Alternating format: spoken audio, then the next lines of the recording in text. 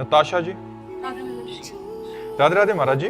महाराज जी, क्या प्रत्येक जीव की मृत्यु का समय और स्थान पहले से तय होता है या फिर प्रभु की प्रेरणा से किया गया हमारा पुरुषार्थ, जैसे अस्पताल बदलना, उत्तम उपचार कराना, इन सब की भूमिका कहाँ तक और विधि का विधान कहाँ? इसमें प्रारब्ध का प्रधानता है और प्रारब्ध सुख और दुख को देने वाला है।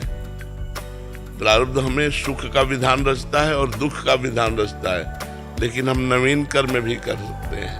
अब जैसे हम डॉक्टरी बहुत बढ़िया पढ़े, अस्पताल भी खोला, लेकिन असफल है। प्रारब्ध और वो इतना ग्रेजुएट भी नहीं है, लेकिन बहुत सफल डॉक्टर हो गया। प्रारब्ध, इसमें प्रारब्ध काम करता है, ईश्वर नहीं।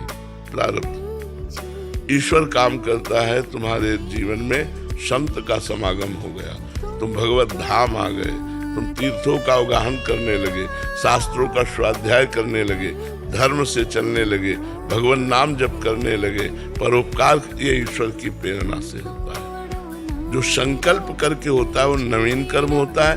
जो अपने आप सुख दुख आता है वो प्रारब्ध से होता है। जो मांगलिक होता है भगवत कृपा से होता है।